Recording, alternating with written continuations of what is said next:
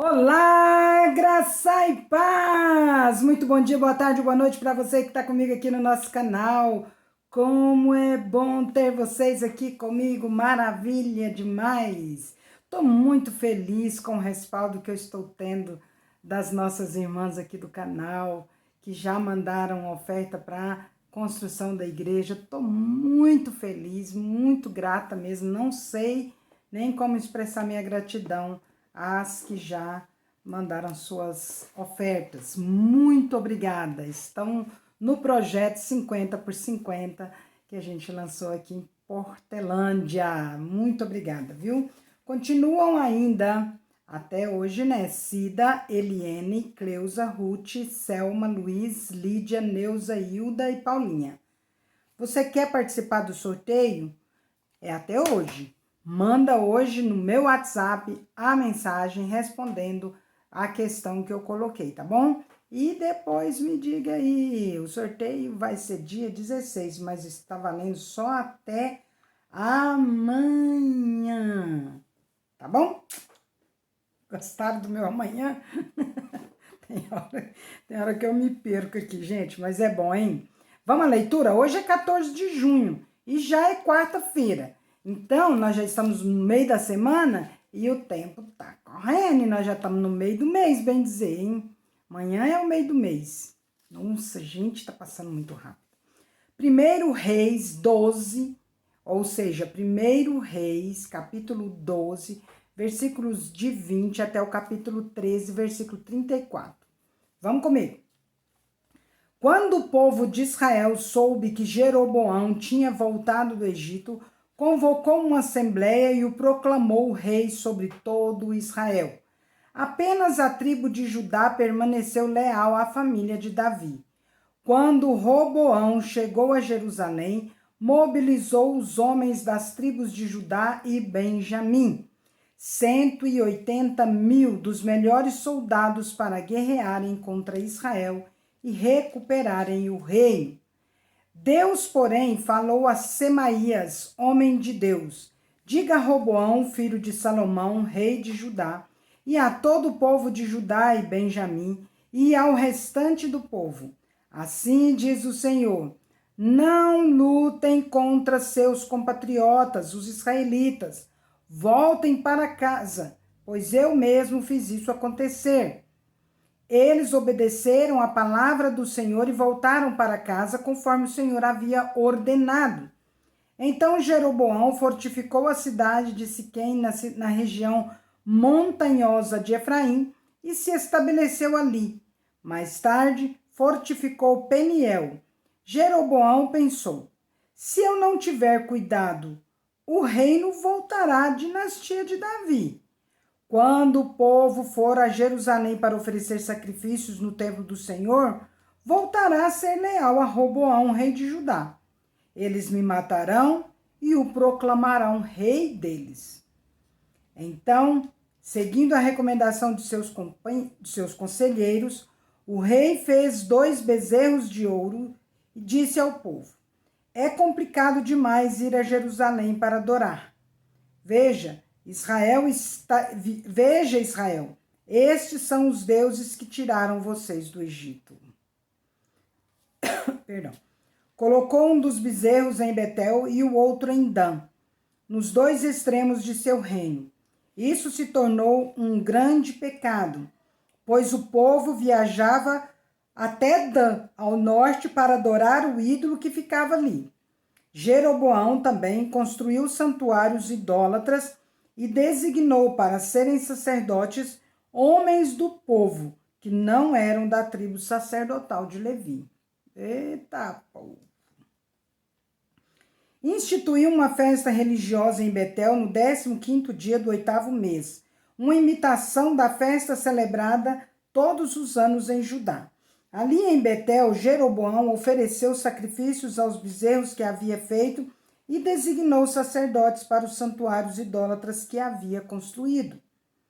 No 15º dia do 8º mês, data que ele mesmo tinha definido, ofereceu sacrifícios no altar em Betel. Instituiu deste modo uma festa religiosa para Israel e subiu ao altar para queimar incenso.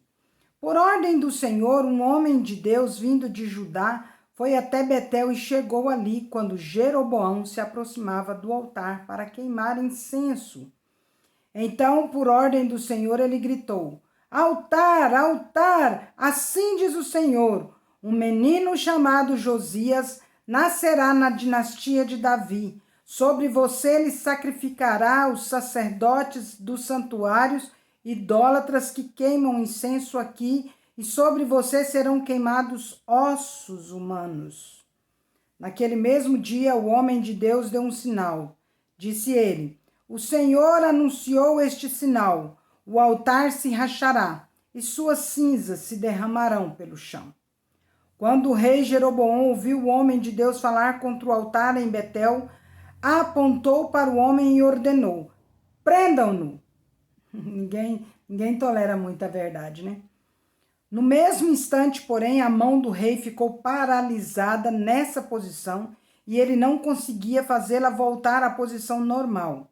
Ao mesmo tempo, uma grande rachadura apareceu no altar e as cinzas se derramaram exatamente como o homem de Deus tinha dito na mensagem recebida do Senhor. O rei disse ao homem de Deus: Por favor, peça ao Senhor seu Deus que restaure a minha mão. O homem de Deus orou ao Senhor e a mão do rei foi restaurada, e ele pôde movimentá-la novamente. Então o rei disse ao homem de Deus: Venha ao palácio comigo e coma alguma coisa, e eu lhe darei um presente. Mas o homem de Deus respondeu a Jeroboão: Mesmo que o rei me desse metade de tudo o que possui, eu não o acompanharia. Não comeria nem beberia coisa alguma neste lugar, pois o Senhor me ordenou: não coma nem beba coisa alguma enquanto estiver lá, e não volte pelo mesmo caminho por onde foi. Então ele partiu de Betel e voltou para casa por outro caminho. Acontece que morava em Betel um profeta idoso. Seus filhos foram até ele e lhe contaram que o homem de Deus havia feito em Betel naquele dia. Também contaram ao pai o que o homem de Deus tinha dito ao rei. O profeta idoso lhes perguntou: por onde ele foi? Eles mostraram ao pai o caminho por onde o homem de Deus tinha ido. Selem o jumento, disse o profeta idoso. Eles selaram o jumento para o pai e ele montou. Foi atrás do homem de Deus e o encontrou sentado debaixo de uma grande árvore. Perguntou-lhe: Você é o homem de Deus que veio de Judá? Sim, sou eu, respondeu ele. Então o profeta disse ao homem de Deus: Venha para casa comigo e coma alguma coisa. Não posso ir com você, respondeu ele. Não tenho permissão para comer nem beber coisa alguma neste lugar, pois o Senhor me ordenou: não coma nem beba coisa alguma enquanto estiver lá, e não volte pelo mesmo caminho por onde foi. O profeta idoso, porém, respondeu: Também sou profeta como você, e um anjo me deu esta ordem da parte do Senhor: traga-o para casa com você, para que ele coma pão e beba água. No entanto, estava mentindo. Eles voltaram juntos e o homem de Deus comeu e bebeu na casa do profeta. Então, enquanto estavam sentados à mesa, veio uma ordem do Senhor ao profeta idoso. Ele falou ao homem de Deus que tinha vindo de Judá: Assim diz o Senhor: você desafiou a palavra do Senhor e desobedeceu a ordem que o Senhor, seu Deus, lhe deu. Voltou a este lugar e comeu e bebeu, onde ele lhe disse que não comesse nem bebesse. Por isso seu corpo não será sepultado no túmulo de seus antepassados. Quando o homem de Deus terminou de comer e beber, o profeta idoso selou seu próprio jumento para ele. O homem de Deus partiu. Enquanto estava a caminho, apareceu um leão e o matou. Seu corpo ficou na estrada com o jumento e o leão parados ao lado dele. Algumas pessoas que passaram viram o corpo estendido ali, com o leão parado ao lado dele, e deram a notícia em Betel, onde morava o profeta idoso. Quando o profeta que o trouxe de volta soube do que havia acontecido, disse: É o homem de Deus que desafiou a palavra do Senhor. O Senhor cumpriu sua palavra ao fazer que o leão o atacasse e o matasse. Então o profeta disse a seus filhos: selem o jumento para mim. Eles selaram o jumento, e o profeta foi ao encontro e encontrou o corpo estendido na estrada. O jumento e o leão estavam parados ao lado dele. O leão não havia comido o corpo nem atacado o jumento. O profeta colocou o corpo do homem de Deus sobre o jumento e o levou de volta à cidade para lamentar por ele e sepultá-lo. Pôs o corpo em sua própria sepultura e lamentou por ele, exclamando: Ah, meu irmão! Depois de sepultá-lo, o profeta disse a seus filhos: Quando eu morrer, enterre-me no túmulo onde está sepultado o homem de Deus. Ponham meus ossos ao lado dos ossos dele, pois a mensagem que o Senhor ordenou que ele proclamasse contra o altar em Betel e contra os santuários idólatras na cidade de Samaria certamente se cumprirá. Mesmo depois disso, Jeroboão não se arrependeu de seus maus caminhos. Continuou a nomear sacerdotes dentre o povo comum. Qualquer um que desejasse podia se tornar sacerdote dos santuários idólatras. Com isso, por causa desse pecado, a dinastia de Jeroboão foi eliminada da face da terra. Da face da terra. Atos 9, 26, 43. Quando Saulo chegou a Jerusalém, tentou se encontrar com os discípulos, mas todos estavam com medo dele, pois não acreditavam que ele tivesse de fato se tornado discípulo. Então Barnabé o levou aos apóstolos e lhes contou como Saulo tinha visto o Senhor no caminho para Damasco e como ele lhe havia falado. Contou também que em Damasco Saulo havia pregado corajosamente em nome de Jesus. Saulo permaneceu com os apóstolos e andava com eles por Jerusalém, pregando corajosamente em nome do Senhor. Também conversava e discutia com alguns judeus de fala grega, mas estes procuravam matá-lo. Quando os irmãos souberam disso, levaram Saulo a Cesareia e de lá o enviaram a Tarso. Agora ele está sendo perseguido, né? A igreja tinha paz em toda a Judéia, Galiléia e Samaria e ia se fortalecendo à medida que andava no temor do Senhor. E, encorajada pelo Espírito Santo, crescia em número. Pedro viajava por toda parte e foi visitar o povo santo que vivia na cidade de Lida. Ali encontrou um paralítico chamado Enéas, que permanecia de cama havia 8 anos. Pedro lhe disse: Enéas, Jesus Cristo cura você. Levante-se e arrume sua maca. E no mesmo instante ele se levantou. Todos os moradores de Lida e de Sarona viram Enéas e se converteram ao Senhor. Havia em Jope uma discípula chamada Tabita, que em grego é Dorcas. Sempre fazia o bem às pessoas e ajudava os pobres. Por esse tempo, ficou doente e morreu. Seu corpo foi foi lavado. Não, é levado, viu, gente? Aqui na Bíblia, se você tem aí, você vai ver que está escrito lavado, né? Seu corpo foi levado para o sepultamento e colocado numa sala no andar. Ou lavado para o sepultamento? Não sei. Pode ser lavado também, né, gente? Me ajuda aí. O que vocês acham? Foi levado para o sepultamento ou lavado? Pode ser lavado mesmo, né? Para o sepultamento e colocado numa sala no andar superior. Bom, não precisa nem de procurar, que eu já pesquisei, já defini aqui, na outra versão é lavarem mesmo, tá? Então, foi lavado para o sepultamento. Só que ficou estranho, né? Mas é isso mesmo. E colocado numa sala no andar superior. Quando os discípulos souberam que Pedro estava perto de Lida, enviaram 2 homens para lhe suplicar: Por favor, venha o mais rápido possível. Então Pedro voltou com eles e assim que chegou foi levado, para a sala do andar superior. O cômodo estava cheio de viúvas que choravam e lhe mostravam os vestidos e outras roupas que Dorcas havia feito para elas. Pedro pediu que todos saíssem do quarto. Então ajoelhou-se e orou. Voltando-se para o corpo da mulher, disse: Tabita, levante-se. E ela abriu os olhos. Quando ela viu Pedro, sentou-se.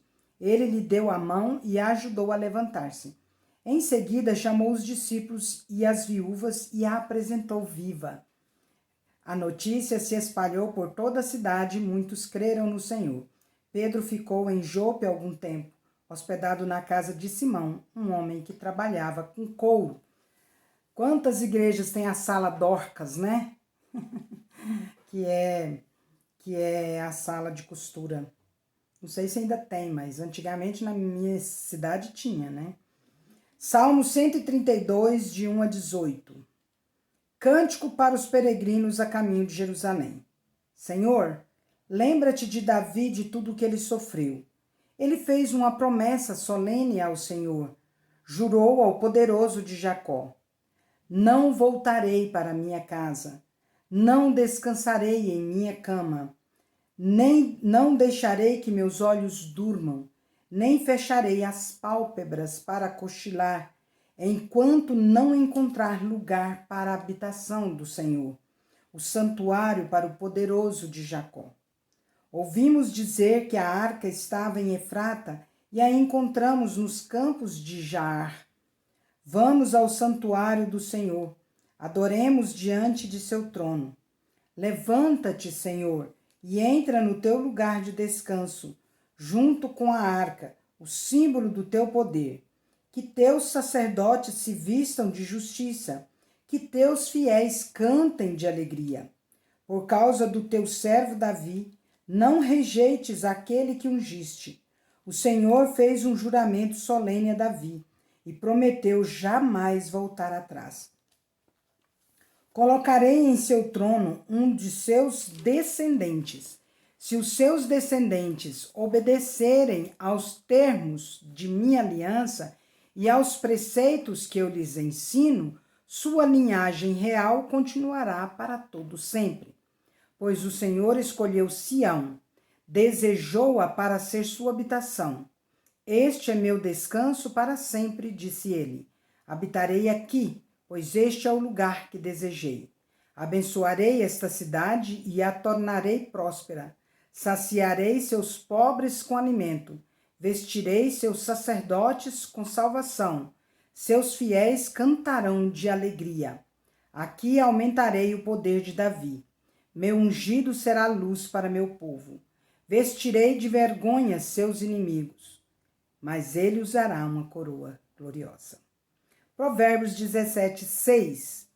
Os netos são coroas de honra para os idosos. Os pais são o orgulho de seus filhos. Ah, eu tô aqui. Eu tenho coroa de honra. Sou idosa. Não tem problema não. Eu tenho neta.